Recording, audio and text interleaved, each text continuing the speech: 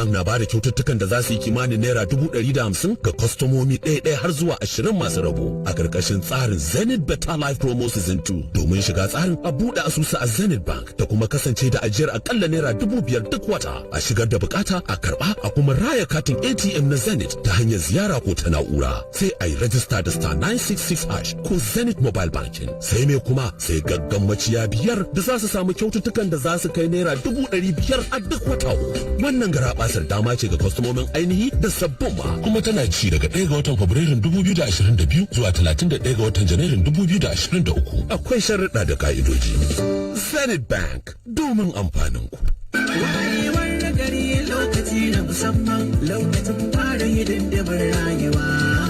Yayin da ake kimtsawa wajen sanin karin kumallo na musamman. Hollandia karin kumallo ya daɗi da madarar Hollandia. Ga daɗi kuma kunshe da sinadaran gina jiki. Zaɓi haɗin karin kumallo da madarar Hollandia mai kauri da ɗan. Hollandia Evap Milk ingantaccen sinadarin haɗin karin kumallo mai gina jiki. The Agenda. The Agenda is a public enlightenment program designed to give power back to the people through promoting political participation, issue-based campaigns, and social accountability. The Agenda is a weekly program of active citizens by active citizens for all citizens, featuring in-depth analysis, news commentary, and issue-based interviews with stakeholders in governance and electoral process. The Agenda is about you, the listener, your power to determine who leads you, setting the agenda for public office seekers and holding them accountable. The Agenda, mobilizing citizens to meaningfully engage the 2023 general elections by making sure those seeking their votes have real intentions of true representatives. Tune in every Thursdays at 9 a.m. on Invicta FM 98.9. Join the conversation via phone-in and comment on our social media handles. Powered by Partnership for Issue-Based Campaigns in Nigeria, PICAN, and Invicta FM 98.9, Kaduna. The Agenda. Nigeria, my agenda. The Agenda.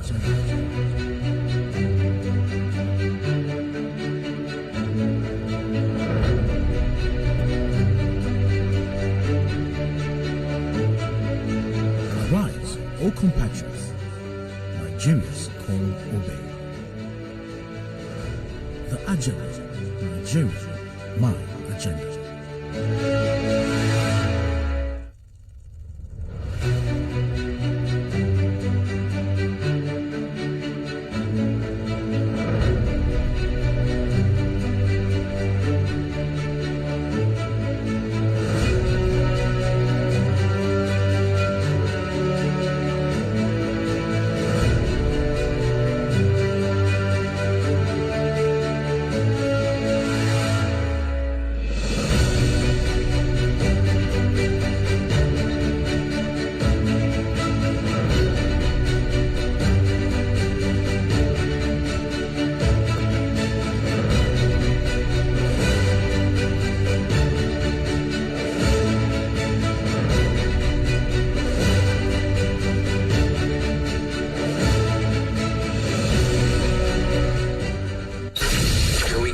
There is more than one way you can stay connected with 98.9 Invicta FM.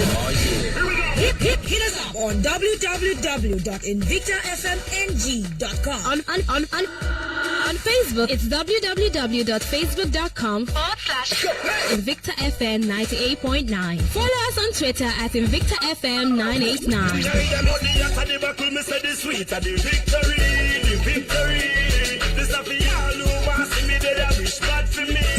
You can subscribe to our YouTube channel to get in all of the fun and craziness on youtube.com/Invicta 98.9 FM radio.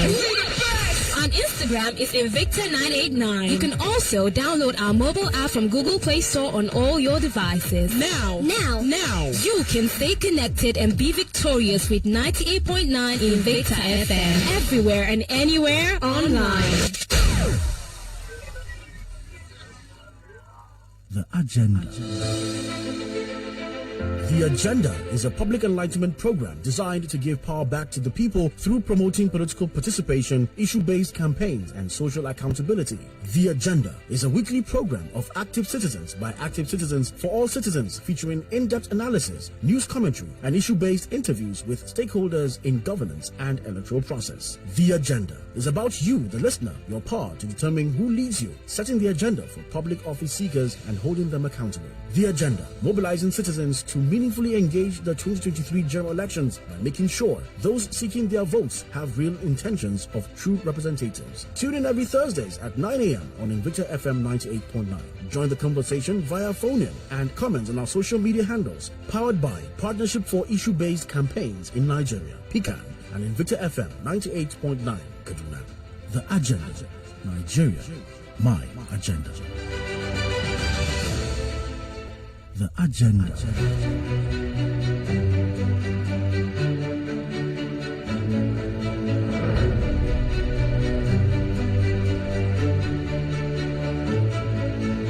Arise, O compatriots, Nigeria's call obey. The Agenda. Nigeria, my agenda.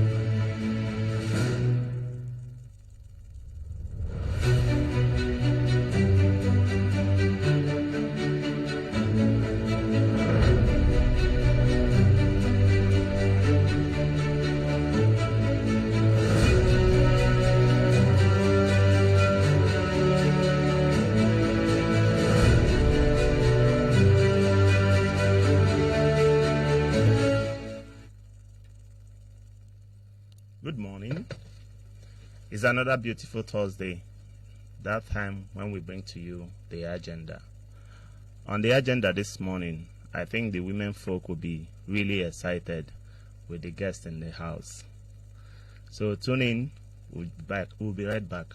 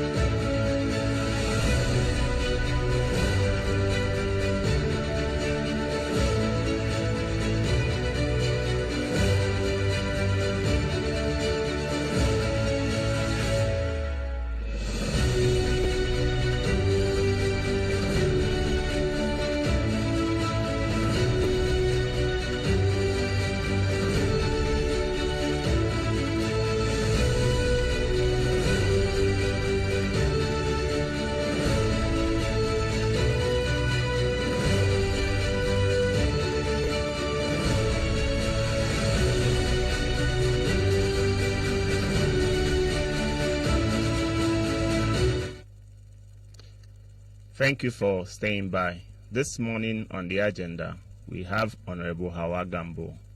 Honorable Hawa Gambo is a politician and is vying for the Kajuru Chikun Federal Constituency under the platform of the African Democratic Congress, ADC. Ma'am, good morning, and thanks for having you. Good morning, everyone. Thank you very much for having me. I'm glad to be here. Just as I was saying behind the studio, you are the first female contestant we are having today, and I think that the listeners will be really, really excited to have you. We're also expecting that the women folk will sit around their radio to listen this morning, find the agenda you have for them, and ask you questions when the time comes. We are glad to have you. First of all, I want to start by saying, can you please, in a brief, tell us who Honorable Hawa Gambo is? Well, let me start by saying I may be the first, but I certainly will not be the last. Definitely. You're going to be hosting more women on this platform soon.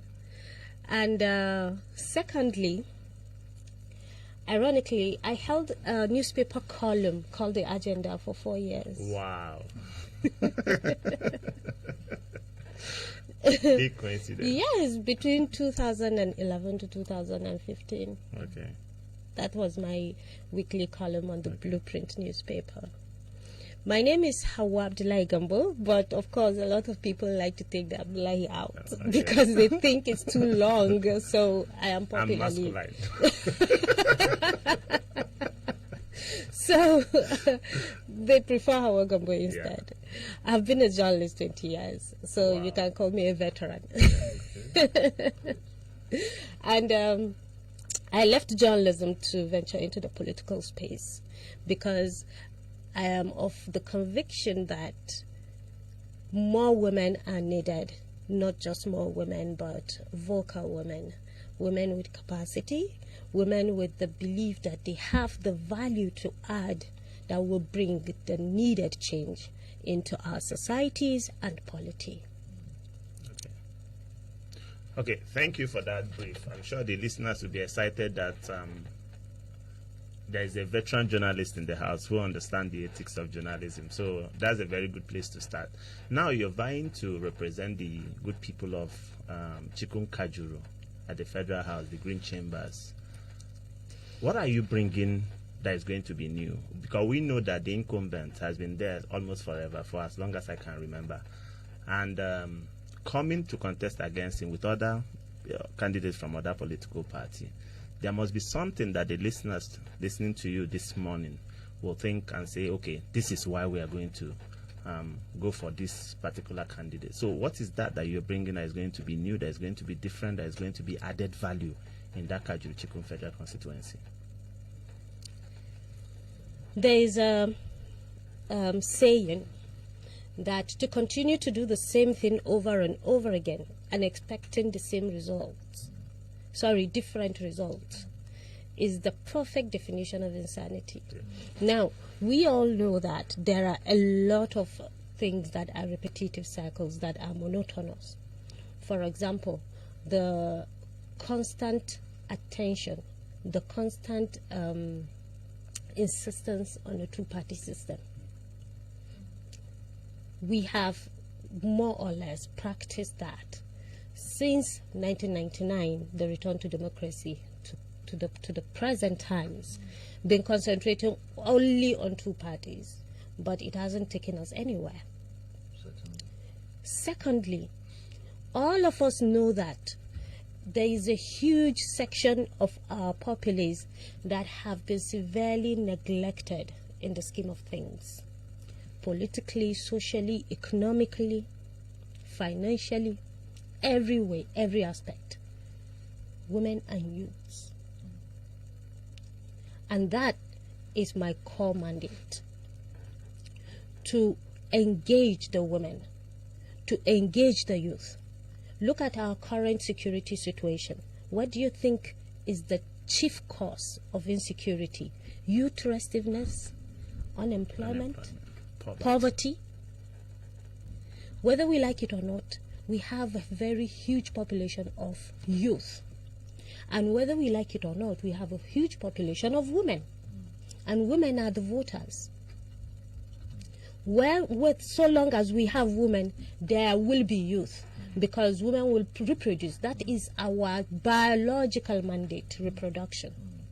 Women will produce. There will be young people, there will be children. But up to this moment, our society, our polity, our nation has been completely incapable of accurately capturing the needs and welfare of these two important segments of our population. I do not know all the answers. I cannot solve all the problems.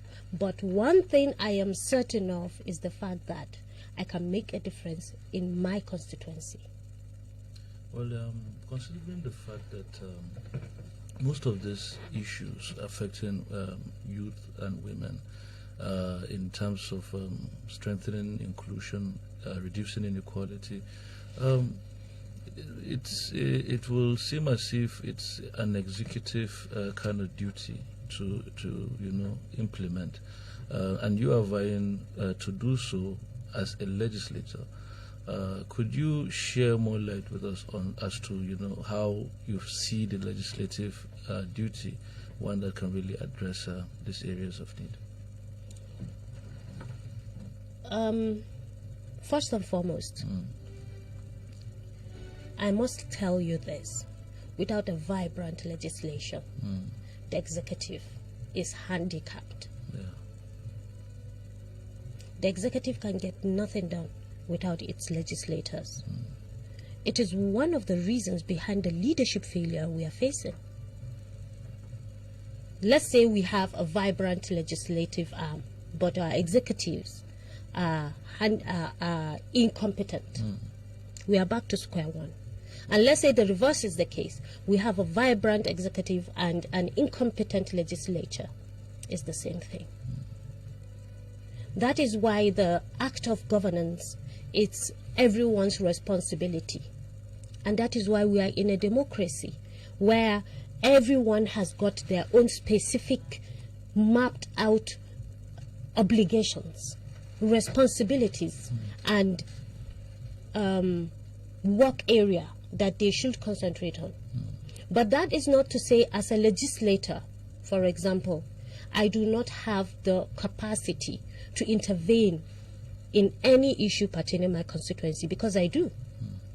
And you know that there are a lot of issues that are currently ongoing that requires just that.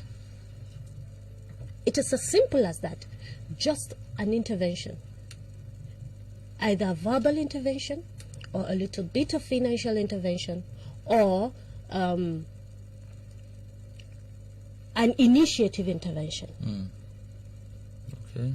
So yes, the primary role of a legislator in the House of Representatives is to legislate laws, to pass bills that will be passed, that will be to propose bills that will be passed into laws that will be turned into legislations. But then they have to be able to propose the right bills. They have to have the capacity to lobby for those bills to be accepted. They have to have the capacity to ensure that those bills are implemented and acted upon. Okay, on the agenda this morning, apart from my colleague who's co-anchoring the program, Martin Dangwama, we're also trying to connect with the other of my colleague, Yusuf Goje, who we intend to speak to online, but we've not gotten to him yet. So just hold on, we'll get to him. But madam, before we get to Goje, we know that Nigeria is facing a debt crisis, a revenue crisis, and it will come down to some of the decisions, policies, legislations that will be made by the National Assembly. For instance, reports has it that by the time this government is exiting, Nigeria will be owing upward of 60 trillion naira. Now, you pass laws like the national budget, and you need funds to implement those laws. So what are the challenges that you think that the next administration will face, especially in relation to your work in the National Assembly, especially the House of Representatives, if you are eventually elected to get there? Because when you don't have revenue, the report is saying almost 100% of our revenue is used to service debt. So it means that even the salaries that will be paid will be dependent on this borrowing, and the borrowing are escalating with little revenue. So I know that there will be gaps. There are things that will be quick fix that we can do at least to shore up our revenue, because if we can shore up our revenue, we'll be able to take care of some of this expenditure, thereby reducing our constant borrowing. And they will come down to what you are doing, because I know that the borrowing plan comes to you for approval, both from the federal and state governments. So what are the things you think that you are bringing in terms of Nigeria's management of the debt crisis as well as the revenue? Now, if I may say so, this is a very technical question that should be answered by either an economist or someone who has been in the house and knows as an insider. You know, there's a difference between what you know as an insider and what you know as an outsider. Okay. I am an outsider. Okay. My information, my knowledge of the Nigerian economic debt crisis are all on an outsider level. Okay. Yeah. So I do not have the whole picture. But one thing I am certain of is this: our current debt situation was long overdue. Yeah. You cannot run a consumer nation without debt. The only way we can get out of this debt crisis and increase Nigeria revenue is for everyone, all of us, to figure out ways and means that we will collectively turn our population to a productive one. It is the reason behind the fall of the Naira. It is the reason behind everything on productivity. We don't produce anything. Yeah. Even the things we use, even the things we consume. Most of the foods we eat are imported. Imported. Much less clothing. Much less cars. We produce virtually everything. It's inevitable. The only way to get out of this is not to borrow more, but to put everyone to work. Look at what China did. It is not rocket science. It's determination. It's discipline. It's commitment. Yeah, but again, yes, considering the fact that we need to move now to being a producer nation where perhaps we now have incomes that are taxable, that will translate to maybe increase in internally generated revenue and all. What sectors do you think are the quick fixes? Should the next administration, be projecting that's stimulating economic growth and moving people now from this consumption space to production? What are the sectors that you find as the quick fixes, to really look at in the say short term, medium term, and then long term too? I am afraid I don't think there's any sector that's a quick fix. Okay. Because you cannot plan anything in a volatile society. And right now that is where we are. The volatility of it, the insecurity of it. So, and even the insecurity is not a quick fix. Okay. It's something that has to be intentionally, deliberately worked on, planned on, and executed. Not just a quick fix. Because quick fixes leads you to quick expiry of that fix, and then you'll have to start all over again. We cannot run on quick fixes. Let me give you an example. My constituency, Kajuru local government, it's you all know it's currently one of the red hot zones in terms of insecurity. There are a lot of factors that led to that insecurity. Unemployment, youth restiveness. We have a huge population of youth. And then, of course, there are little intertribal conflicts, intercommunal conflicts. So it is those quick fixes that people have been going to, our leaders have been going for, instead of addressing the issues wholly once and for all. Perhaps it's the quick fixes. Look, let's just, it's not important. Everybody calm down, and just let's go on. And then it continues to build. And today, we are faced with a situation where a huge percentage of our people are IDPs. They can't go home. They can't go to their farms. Communities are ransacked. There are a lot of factors. But I personally don't believe in quick fixes, because it's a very tiny cycle that will bring you back to where you started. Okay, and that brings us to... We'll go for a brief commercial break. Okay. It's still the agenda. Just hold on. We'll be right back. We'll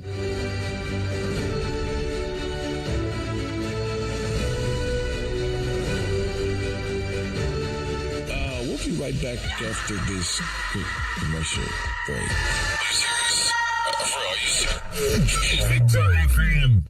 Kamar yadda kowa yake son yin abin alheri da bai taɓa yi ba, kamfanin MTN ma yana so ya samar da wani babban abin alheri mai kama da tallafin karatu, amma da kuɗin kira a bisa tsarin MTN Garabasa. Yanzu za ku iya samun Garabasar ninki 10 na kuɗin kira in har kuka sa kuɗin kiran da ya kai naira 100 ko sama da haka a wayar ku a bisa tsarin MTN Garabasa. Ma'ana za ku samu kuɗin kira har naira 1000 a duk lokacin da kuka saka katin naira 100 a wayar ku bisa tsarin MTN Garabasa. Ba a nan ta tsaya ba. Za ku iya shiga yanar gizo ku ji waƙoƙi, ku kalli fina-finan da kuke so da MTN Garabasa a duk lokacin da kuke so. Sai ku danna *800* sannan lambar sirri, sannan ku saka kuɗin kira da ya kai naira 100 ko sama da haka don morar Garabasar. Wayewar gari lokaci na musamman, lokacin fara hidindimar rayuwa. Yayin da ake kimtsawa wajen sanin karin kumallo na musamman. Hollandia karin kumallo ya daɗi da madarar Hollandia. Ga daɗi kuma kunshe da sinadaran gina jiki. Zaɓi haɗin karin kumallo da madarar Hollandia mai kauri da ɗan. Hollandia Evap Milk, ingantaccen sinadarin haɗin karin kumallo mai gina jiki.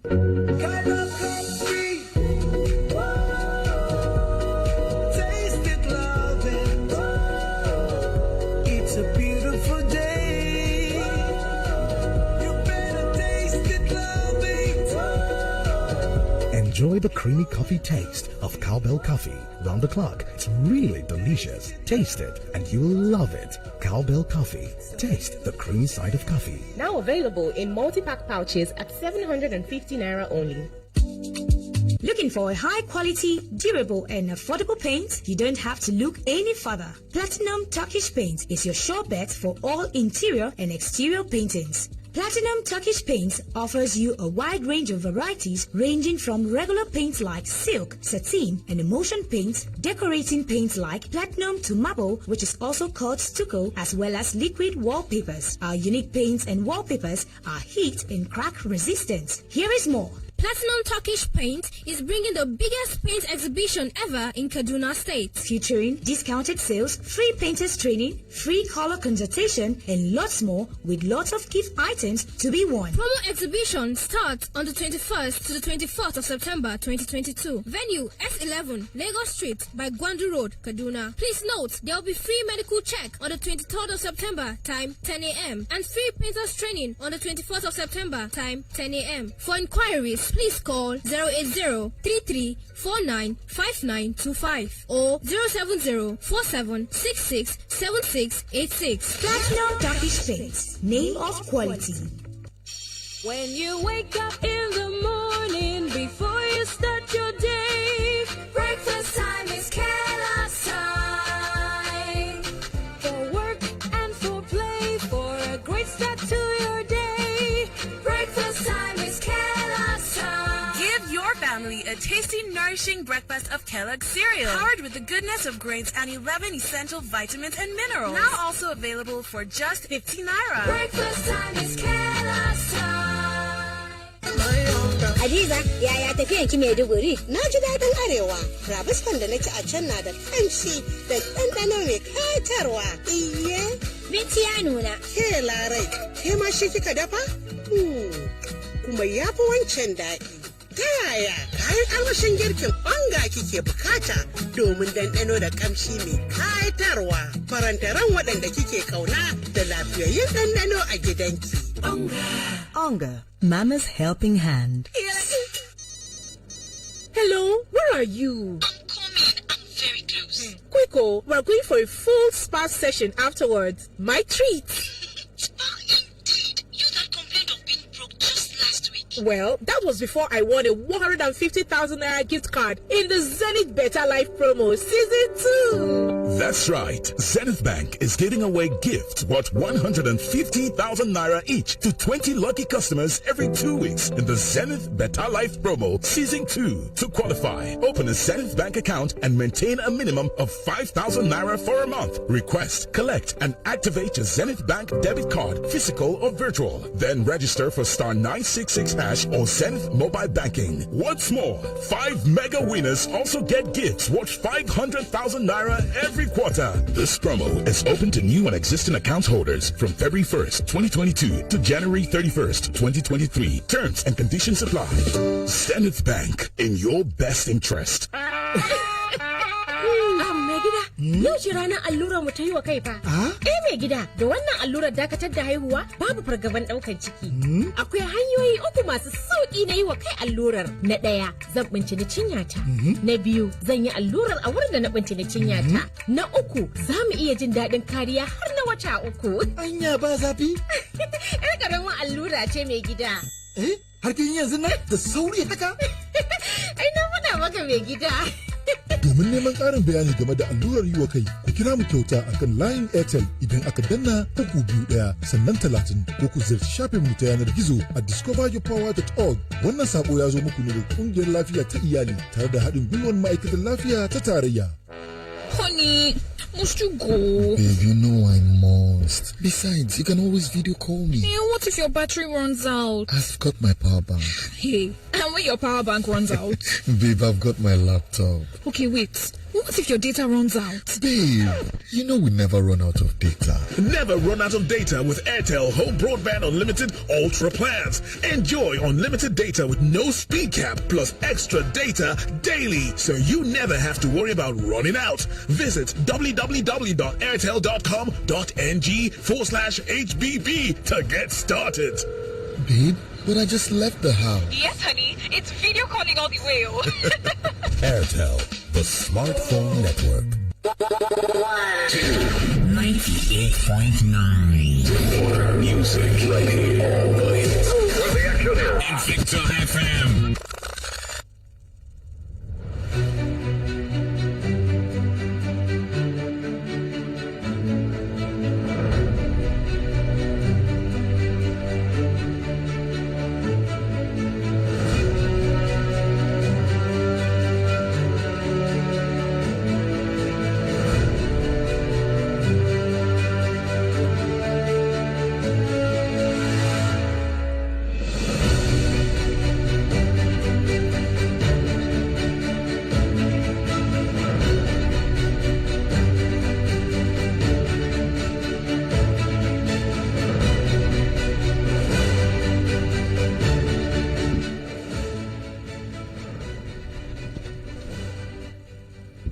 We are glad that you're still there. We'll now take the question from Yusuf Goje.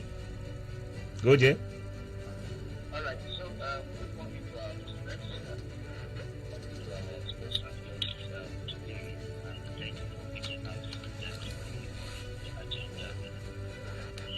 My questions are very direct.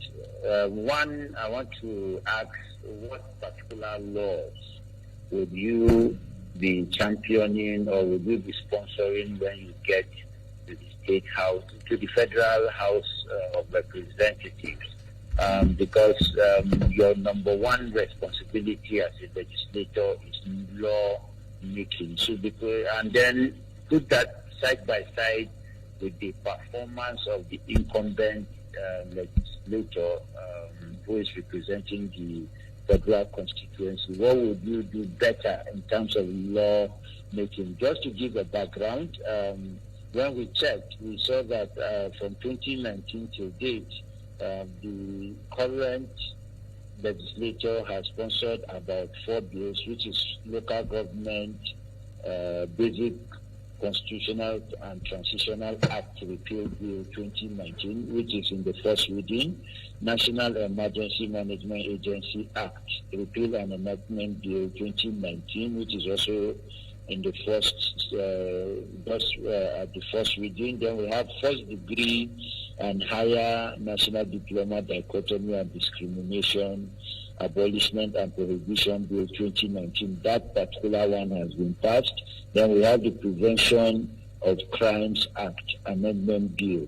So these are some of the bills that the incumbent legislature has passed, has been able to sponsor, and we've seen that one has been passed. So what will you be doing differently in terms of the laws that you'll be pushing in the House when you get there? Then I think secondly would also be around constituency projects. What kind of constituency projects would you want to attract to the constituency, considering that our analysis has shown that over the years, the incumbent legislator has attracted not less than 300 million naira annually on average in terms of constituency project. We don't know whether that is being executed or not. It is left for the constituents to determine. So what will you be doing differently in these two areas, in terms of lawmaking and in terms of the constituency projects to be attracting vis-a-vis what the incumbent legislature is doing? Thank you. All right. The questions from Yusuf Goje. So, ma'am, over to you. I hope you heard him very well.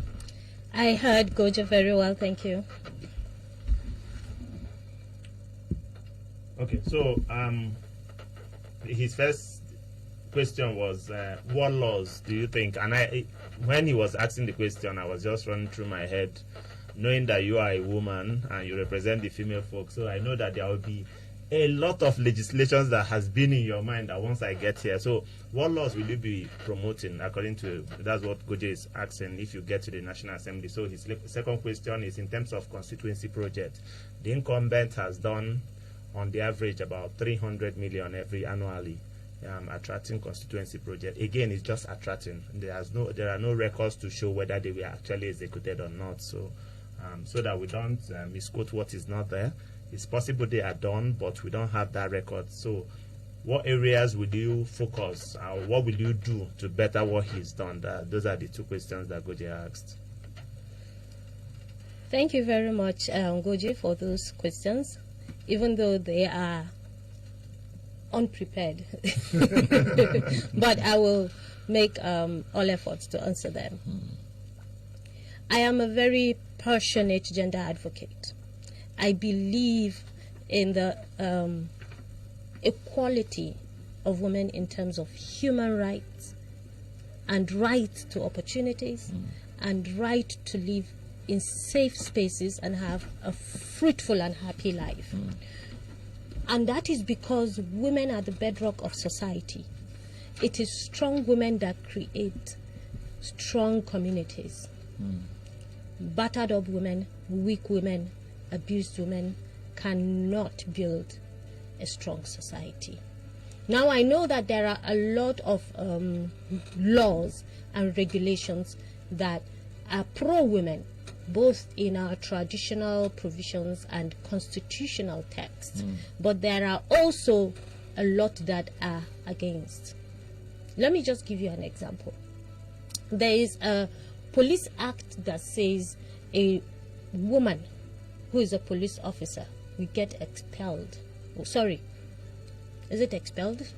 Dismissed? Dismissed. Will be dismissed from work if she gets pregnant outside wedlock. That is extremely discriminatory. We all know how randy men are. Excuse my language. So this is women at the tail end of it. Well, there are a lot of it.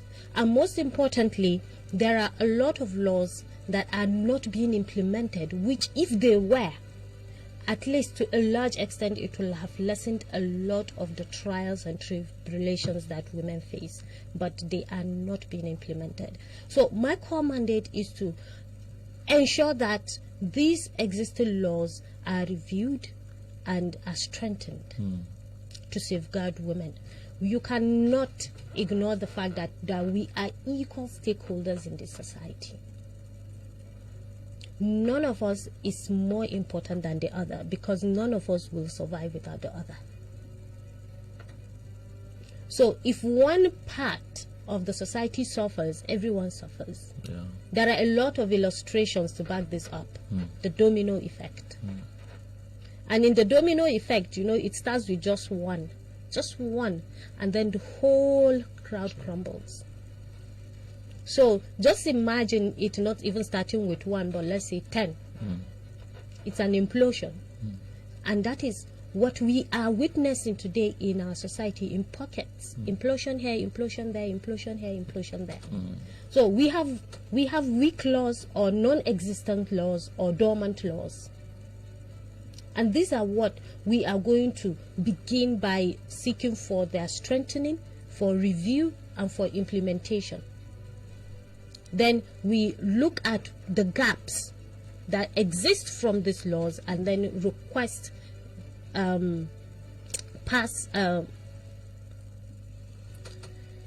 propose bills that will fill those gaps. Because unless those gaps are filled, unless women are secured, our country will not move forward. That is number one. Number two, our Child Right Act is as good as non-existent. No one can deny the fact that children are also being abused in this society in different ways. We all know it, but not many people are talking about it. Not many people think it's important enough to be talked about. And there is a saying that it is better to correct a child than to it's better to train a child than to correct a damaged adult. Ironically, that is what the society seems to be doing en masse, trying to correct already broken adults, which is always counterproductive. So we have laws that are not being implemented, that has been neglected, that are dormant, which we can use by reviewing them, by strengthening them, by enforcing them. Not enforcing, by ensuring they are implemented. Then we, of course, have a lot that have not even been thought of. Because, bills are proposed based on needs assessment. So there are a lot that will come up eventually. For example, the need for Nigerian diaspora Nigerians to vote. I find it really incredible that up to this moment, the Nigerians in diaspora can vote. We're in the digital age. It's something that we can easily achieve. It's achievable. The fact that they are not at home does not mean they should be denied that right. And it is one of the strings that will keep them attached to their home country, that will give them that feeling of belonging, that feeling of knowing that, yes, I am important at home, I am needed at home. Do you understand what I'm saying? Yeah. So diaspora Nigerians, some of them feel that disconnect, that disenchantment. Nobody cares. Nigeria doesn't care about you, but Nigeria cares about all her children. And these are the little things that should be put in place to make everyone feel they belong. Well, thank you so much. In terms of projects, yes, I am a bookworm. I love libraries, I love books. One of the things that I really am very hot about is the fact that we have 0 libraries in our societies. I know that is due to the deteriorated educational system. It is not a responsibility for a legislator to fix, but it is the responsibility of the legislator to propose to fix. And we intend to do that. But outside of legislation, I want to establish community libraries and community playgrounds outside of legislation. Well, they sound little, but they are big, they are large. We live in urban society today where youth and women really have smaller spaces to interact, smaller spaces to engage, and of course, learning continues. Learning never stops, and it also explains why we are so low around the human capital index, being a nation with 0.4. On that scale. So thank you so much for shining lights around these areas. So clearly you are bringing us to that point about around this issues of priority sectors. What sectors, looking at your constituency, looking at your understanding, of course, when we elect legislators at that federal level, they are not just for the constituency alone. They now have to make laws that is going to affect the length and breadth of the nation. So looking at the situation, the passion that you have, and I'm glad you have extended that also again to children, young people, women.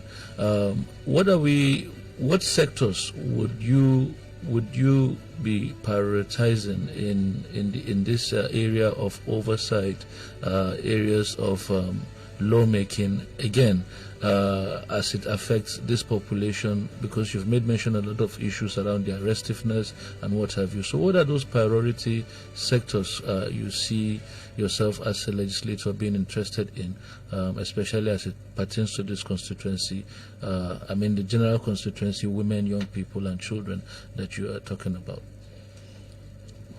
My immediate priority is to deliberately and intentionally concentrate on solving the insecurity. Mark the words deliberate and intentional. There isn't much you can do in a society that is unsafe. There isn't much you can do in a society where people are daily being killed and displaced. We have to get to the root of that first. And the second is to mop up the entire, one by one, each one of them, entire population of youth. Mop them up, assess their capacities and capabilities, and look for ways to engage each one of them. And a project that is very dear to my heart is women empowerment. We'll create women groups and cooperatives, those that can go back to the farms, encourage them to go back and cultivate, buy off them, and create a farmers market just for my constituency. And those that have skills, encourage them to produce what they can produce, buy off them, and put it in our constituency women's market. 4 years of this will make a huge difference.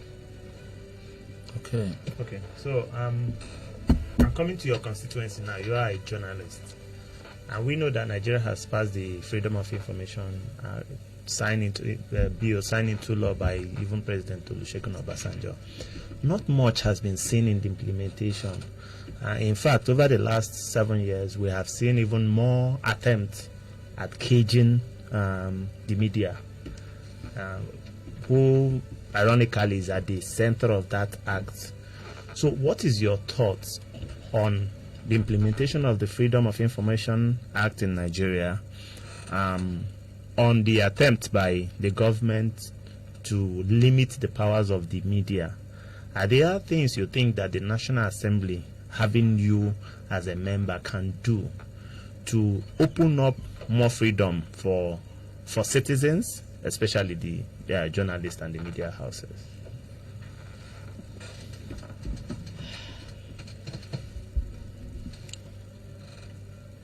Freedom of Information Act. It's not something we can achieve if we as a society are authoritarian by nature. Yeah. It doesn't matter how many laws and regulations are passed. It's dead on arrival. Okay. The ability to implement depends on the society and the people in it. And you know, we are an authoritarian society by nature. So, if we want to really see the Freedom of Information Act enforced, implemented, and enjoyed by everyone, not just by journalists, we have to expand it beyond journalism. Because everyone has an opinion, not just journalists. And everyone's opinions matters. Everyone's opinions count. Now, this brings me back to the electorate themselves. If the electorate, if Nigerians put people with capacity, elect people with capacity to bring about change, capacity not just in terms of speaking English like I'm doing now, I can equally speak in Hausa, by the way, but capacity in understanding that this is important, this is needed, and these are things we need to change. Yes, authoritarianism is something that is in us. It is in our blood, it's in our nature, you know, but we have to look at the bigger picture. In any authoritarian society, there are victims.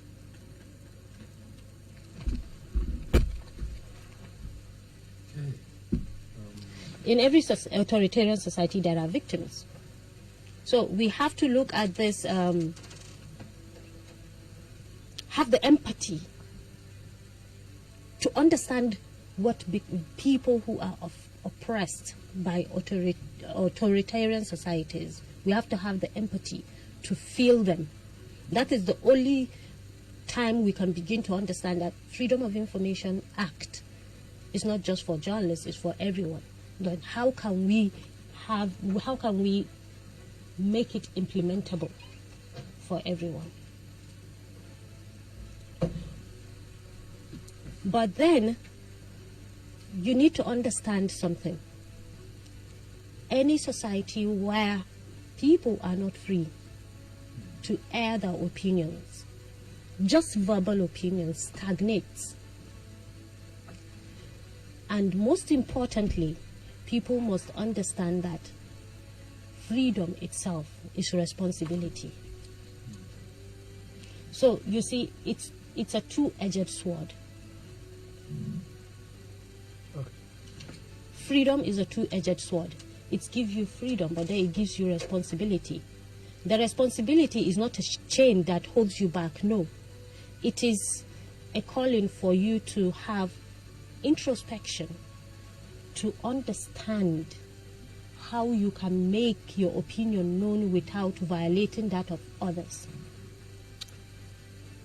Okay, listeners, we'll just go for a small break. We'll be right back.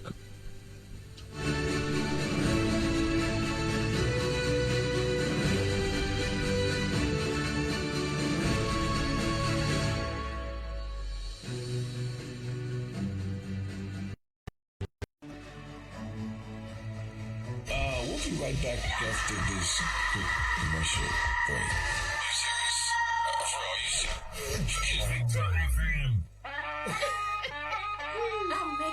Yau shi ranar allurar mu ta yi wa kai fa. Mai gida, da wannan allurar dakatar da haihuwa babu fargaban ɗaukar ciki. Akwai hanyoyi uku masu sauƙi na yi wa kai allurar. Na ɗaya, zan bincini cinyata. Na biyu, zan yi allurar a wurin da na bincini cinyata. Na uku, za mu iya jin daɗin kariya har na wata 3. Anya ba zafi?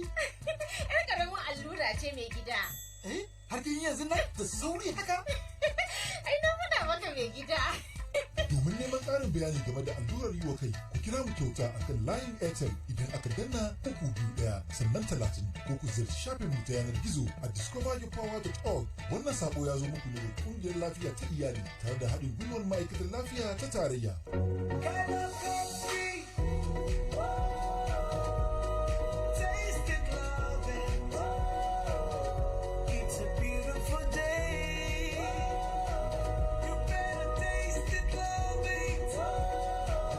Enjoy the creamy coffee taste of Cowbell Coffee. Round the clock, it's really delicious. Taste it and you will love it. Cowbell Coffee. Taste the creamy side of coffee. Now available in multi-pack pouches at 750 Naira only. Hello? Kina ina? Ina zuwa. Na danta isowa. Yi sauri fa. Yau za mu je spa mu dumama jiki. Yan farama ta ke nan. Wai spa, satin da ya wuce. Baki da kuɗi. Tsohon labari. Ai kafin in ci kyautar katin 150 a Zenith Better Life Promo Season 2 kenan. Haka ne, a duk mako biyu, Zenith Bank na bada kyaututtukan da za su yi kimanin naira 150 ga kwastomomi ɗaya har zuwa 20 masu rabo a ƙarƙashin tsarin Zenith Better Life Promo Season 2. Domin shiga tsarin a buɗe asusu a Zenith Bank da kuma kasance da ajiyar akalla naira 5,000 duk wata a shigar da bukata a karɓa a kuma raya katin ATM na Zenith ta hanyar ziyara ko ta na'ura. Sai a yi rajista da star 966 hash ko Zenith Mobile Bank. Sai ne kuma sai gaggan maciya biyar da za su samu kyaututtukan da za su kai naira 500,000 a duk wata. Wannan garabasar dama ce ga kwastomomin ainihi da sabbin ma kuma tana ci daga 1 ga watan Fabrairun 2022 zuwa 31 ga watan Janairun 2023. Akwai sharuɗa da ka'idoji. Zenith Bank domin amfanin ku.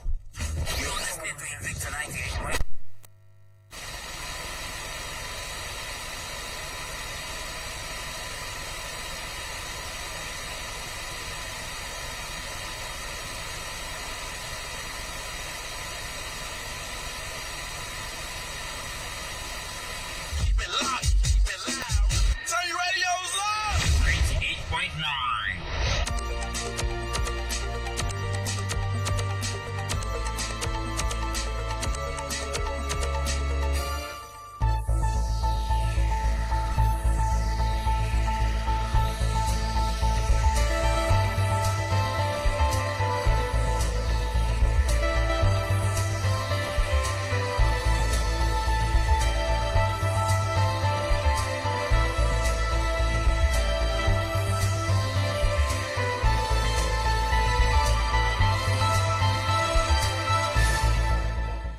This is Invicta 98.9 FM Kaduna, Nigeria. I am Gilead, first as the one with a news brief. The Nigerian Security and Civil Defense Corps, NSCDC, in Kaduna State on Wednesday charged newly promoted officers of the command to exhibit their commitment to duties. Addressing the officers, the commandant Idris Ada also charged the promoted officers to remain disciplined and avoid actions that would tarnish the image of the Corps. He urged them to reciprocate the gesture in the discharge of their duties and responsibilities diligently and also encourage others yet to be promoted to remain patient.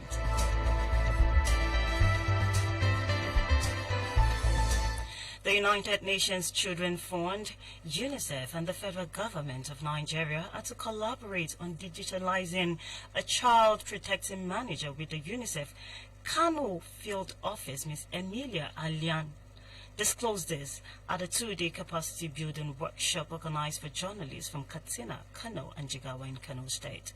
She said the birth registration is important in any country because the data is used for planning, adding that without effective registration, the planning will fail. Looking at foreign story, North Korea says it has never sold weapons to Russia and has no plans to do so in the future, following U.S. reports to Pyongyang to replenish stockpiles. United States officials said earlier that Russia could purchase rockets and artillery shells from North Korea. They said such moves, along with alleged purchase of Iranian weapons, showed Western sanctions were impeding Russia's efforts in the Ukraine war. And in sport, Chelsea have sacked recently appointed commercial director Damien Willenby over inappropriate messages he sent before he joined the Premier League club. It is understood that the messages were sent to Catalina Kim, a football agent who is the founder and chief executive of C&P Sports Group. According to reports, C&P was involved in a bid by British property tycoon Nick Candy to buy Chelsea from Roman Abramovich before American Todd Boehly Consortium completed a takeover in May. And that makes the news brief at 10. A major bulletin comes up at midday. Good morning and have a victorious day ahead. Remember, the agenda makes a return shortly, so you stay with us.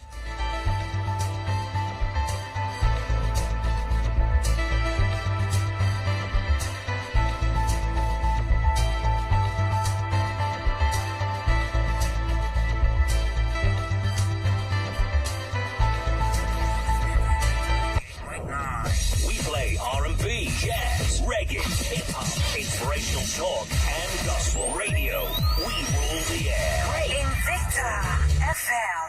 The agenda.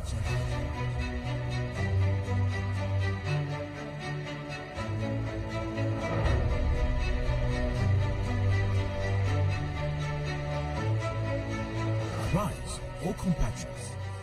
Nigeria's called obey. The agenda. Nigeria, my agenda.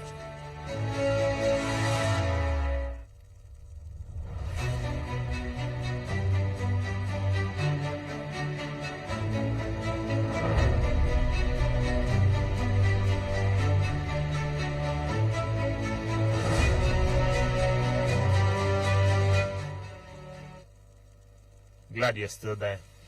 We'll continue. We still have in the house Honorable contesting for the Kajuru Chikun Federal Constituency, Honorable Hawa Gambo. Martins, you have the next question. Yeah, Kajuru Chikun Federal Constituency is in the Kaduna Central Senatorial District. Ordinarily, on the map, it is a part of the metropolitan Kaduna. But over the years, insecurity, most of the shocks that has hit Kaduna in every way has really impacted on Chukun Kajuru Federal Constituency, from flooding, civil unrest, even the challenges that have come with agri-production in terms of pest, disease control and what have you. And in all of this, this constituency, though close to the urban center, is in so many ways semi-urban and quite largely rural. That we mean access roads, access to basic amenities such as electricity, water, is actually not as we would have loved to see in a metropolitan setting. All of this put together, the vulnerability of the communities here to whatever kind of shock are issues, that we believe if you are going to address the issues of children, young people, and women who are the most vulnerable to every kind of hazard and disaster, and the advent of disaster, yes, they are usually the casualties. What are you going to do, to shore up this populace from the kind of shock that they are, exposed to currently? You see, thank you for those questions, Samuel. It is one of the reasons why I said to you that there are no quick fixes. Because it will always take you back to square one. We have to look at ways of implementing lasting solutions. Now, apart from natural disasters that has befallen my communities in Chukun and Kajuru, look at the insecurity, look at the drastic drop of maternal health care, look at the lack of health facilities. Have you visited any health facility in those areas recently? Look at the deplorable state of the primary schools, just basic primary schools. We're not talking secondary schools. We're talking basic primary schools. I know the role of a legislator is to legislate, but a legislator has to make the legislations to bring the needed intervention to their communities. Apart from the federal government, there are international organizations like the UN that can partner to do a lot of things for these people in these communities. The act of leadership, it is not a one-person thing, it's not a one-man thing or a one-team thing. It is the act of collaborating with a host of other things, other agencies, other organs to get a problem solved. If it were a one-man thing, the UN will be only in the US. It will not be anywhere in the world. So, as I mentioned earlier, there are no quick fixes. And this is not something I can sit here in the comfort of the studio with ACs, chilling my bones, and I will give you an answer to offhand. It's something that can only be arrived at after undertaking extensive analysis of the situation and consulting with experts on lasting solutions and lasting approaches to take. Okay, thank you. As we edge closer to when we hear from the audience, I have one last question. I know that apart from lawmaking and oversighting, representation of your people is one of the core mandates of the legislator. And in the Constitution, provisions have been made for maintenance of constituency office, constituency staff, to collect concern of the people for you to advocate at the national level if elected. Unfortunately, not much has been done in that regards. What are your plans in terms of maintaining your constituency office, staffing it adequately, and pushing your people, your constituents' concern to Abuja if elected?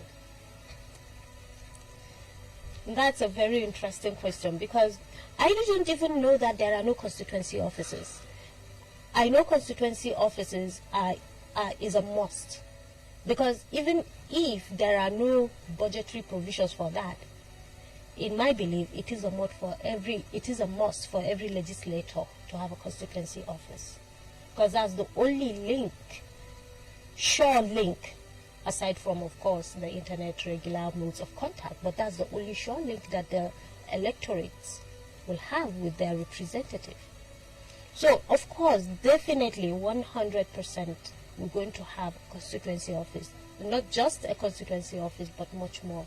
It's going to be a place where we'll collect not just complaints, but data of people in my constituency who we're going to assess their skills and capacities and abilities. Remember mopping up the youth I mentioned about? How else are we going to do it if not through the constituency office?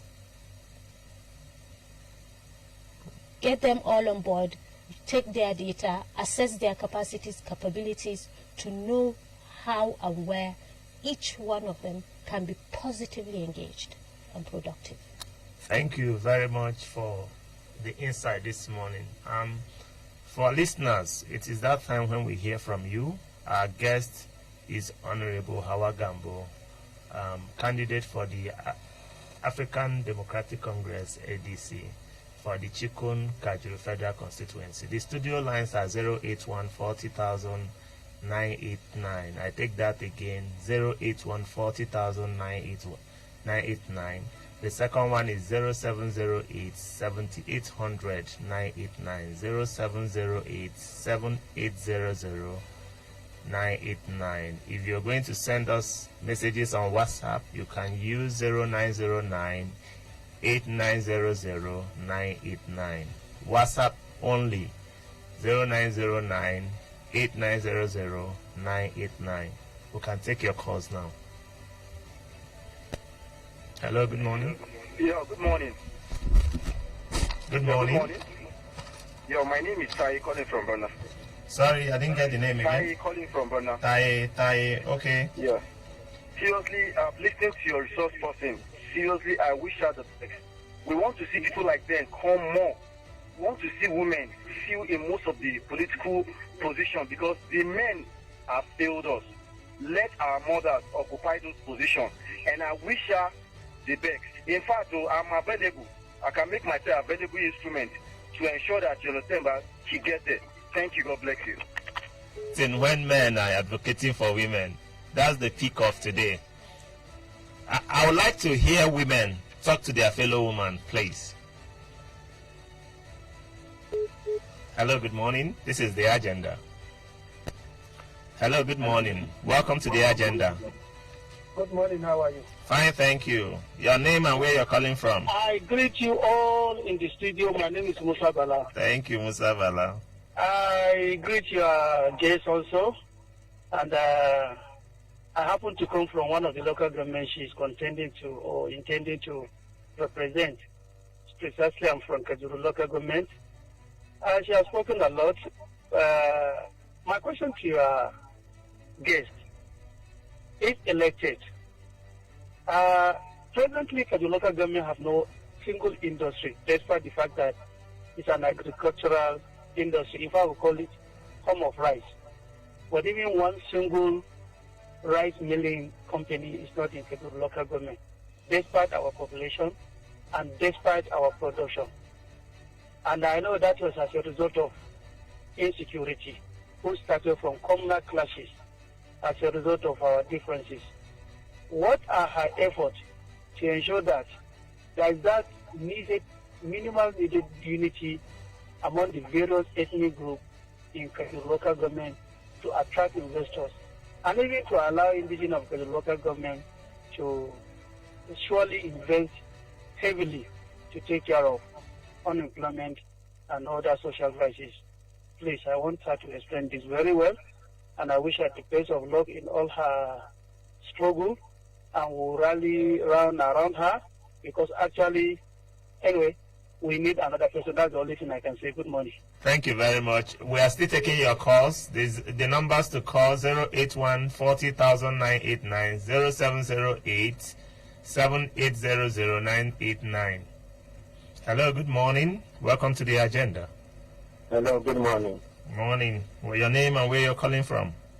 This is Ahmad Sadona Nadebili calling from Sadona Christian. Who? Ahmad Sadona Nadebili. Okay. Since she's a woman and coming from a local government that is affected by most of these security challenges, I want to know her plan for the widows and orphans that were.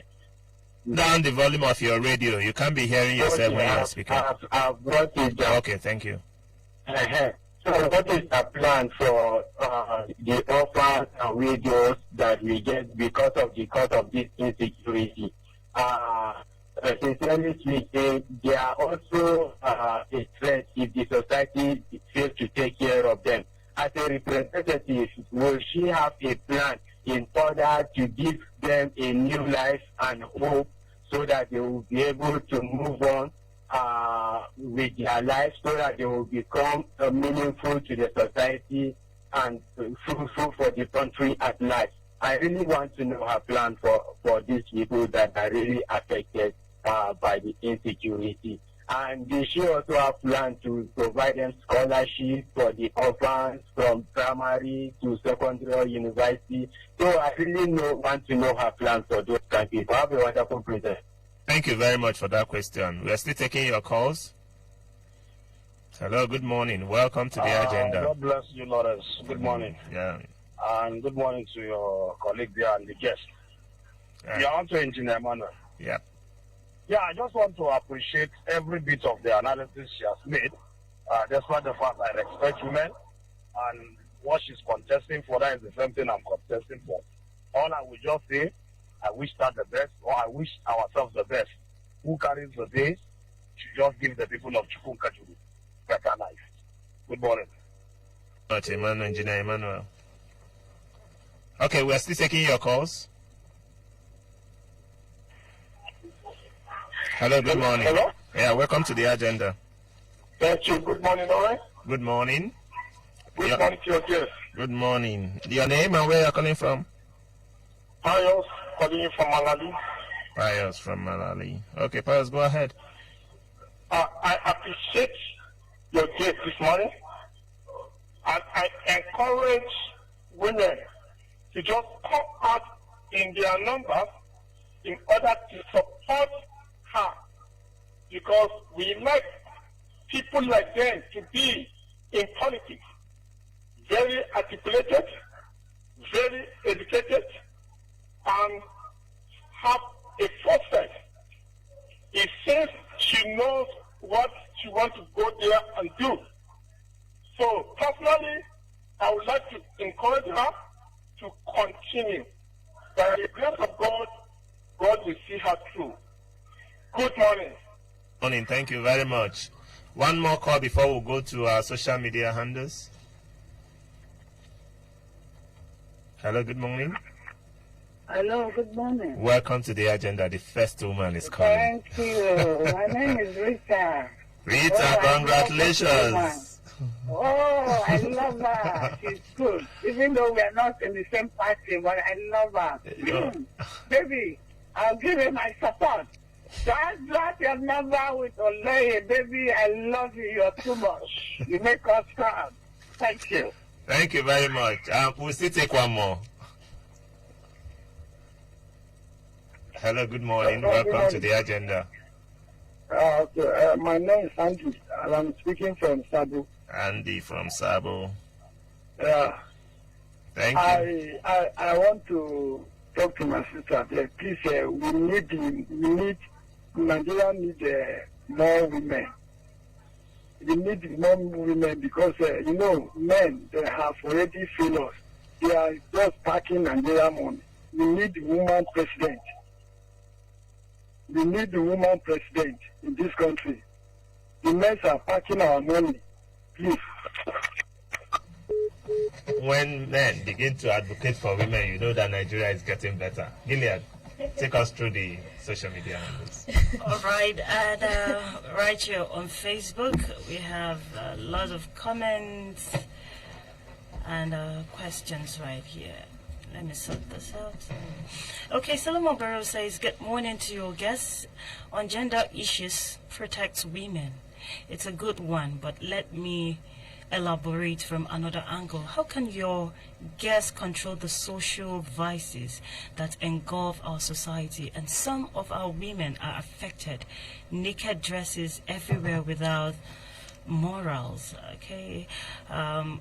Without moral values. After wasted years, they end up vulnerable. How can your guests look into this and encourage some women? They do not need to sell their body before they survive. Okay, a question right there.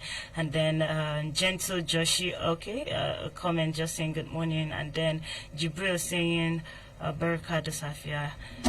Okay, let's see more comments. Okay, Eto Wafada Jesus says, good morning, watching you live from Togo.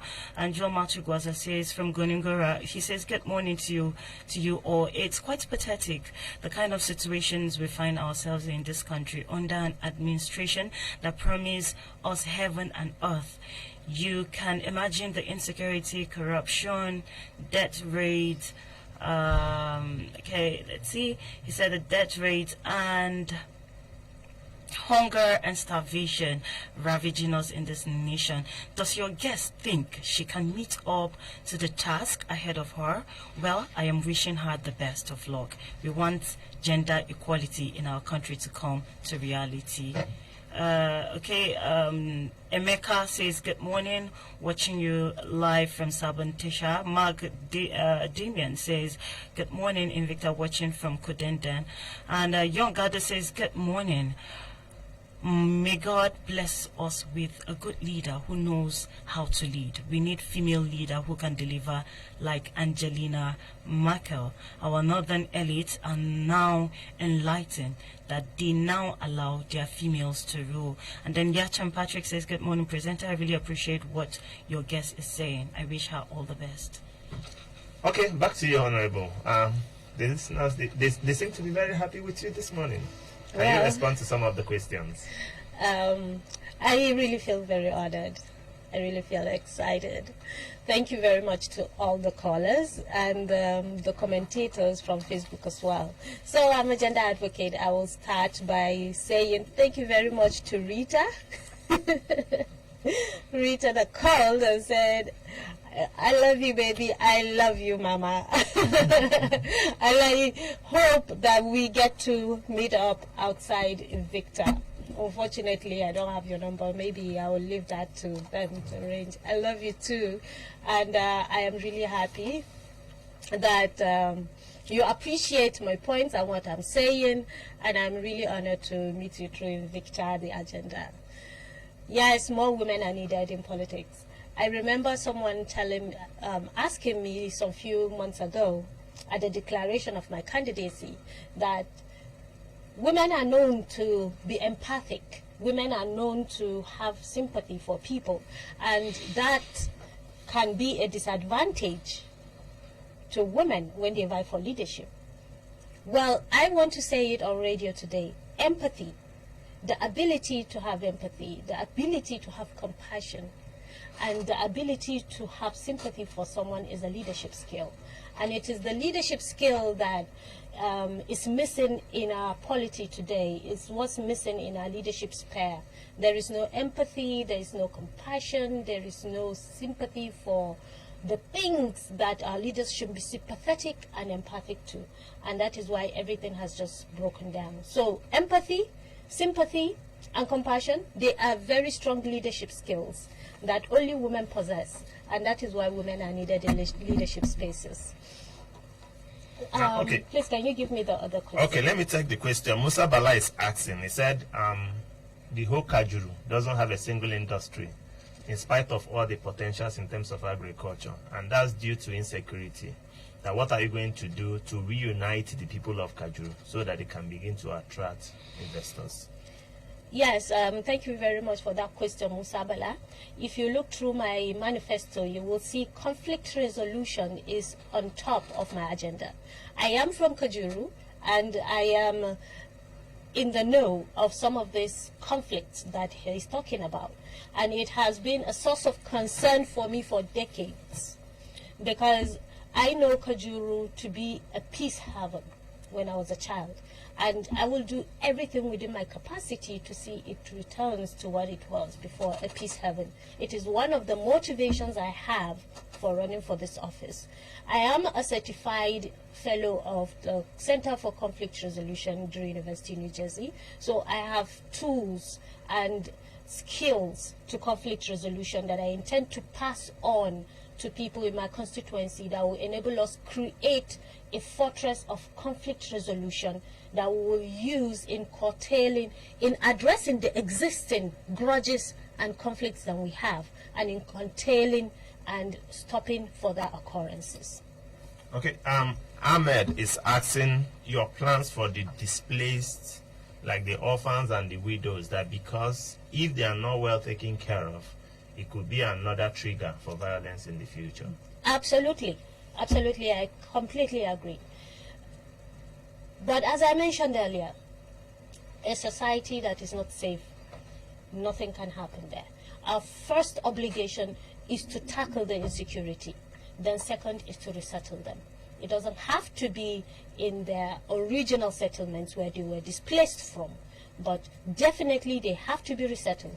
And this is not something that I as a legislator can achieve alone, but it is something that I as a legislator can propose and ensure it gets adopted and it gets implemented and acted upon by all the authorities concerned. Yeah, I think that largely the listeners they've been very fair to you. It's been commendation. I think majorly it's just two questions that came out from everything we heard. And yes, and I want to also comment on Engineer Emmanuel. Thank you very much for that show of camaraderie. You're also a candidate, even though I don't know which party, but I really appreciate your call and your comment, and also your prayer for God to give us success at the polls. May the best man win. Okay. Okay, I will crave your indulgence if you can give us the number of your manager, because a lot of people have asked how to reach out to you so that you call out to them. They can reach out to him how to support for those that want to support. Because before I hand over to my colleague, he said he has one last question for you. Absolutely. We'll call it a day.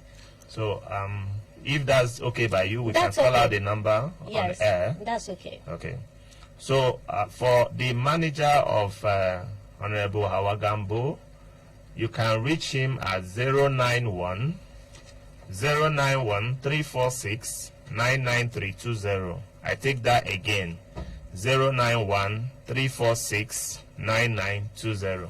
What's the name, please? 99320. 99320. Okay. Honorable Hawagambo Campaign Organization, 091 346 99320. Martins, I think you have become the listener. So what's that final question? The final question I wanted to ask, because it has not been asked, is vertical coherence in policy and implementation of government programs. We have seen instances where a senator had provided healthcare facilities which would ordinarily be taken over by the state government, left unused. These are realities, and then considering the challenge you want to address in your constituency, Kajuru, and Chukun Federal constituency, the entire intervention is not just a federal alone by nature. The state, the local government are integrated in that. And even when appropriations are made, ordinarily it could in a way complement what state level and local government level investments, are coming into the state. How do you hope to put together a synergy, to ensure that all of these levels of government are able to complement each other in providing interventions and support? Just in 2 minutes, because we're already out of time. Well, that's a bit of a tall order for you to expect me to answer that question seated here. Because you know that your ability to connect, synergize, and be able to work with people depends on a lot of factors. Their personality, their beliefs, their ability to understand the need for teamwork, their commitment to getting things done, their understanding of what leadership entails is a whole lot of factors. But regardless, that is why that is the beauty of democracy, because it teaches us to learn to work together irrespective of our differences. It teaches us how to relate with one another. So it depends on a lot of factors, but that is key. It is unavoidable. It is not an option for us to say, no, we'll have to look at. No, we will always find a way around it, because nothing can be done without stakeholders. State governments, local governments, and the federal government, they're equal stakeholders in this nation.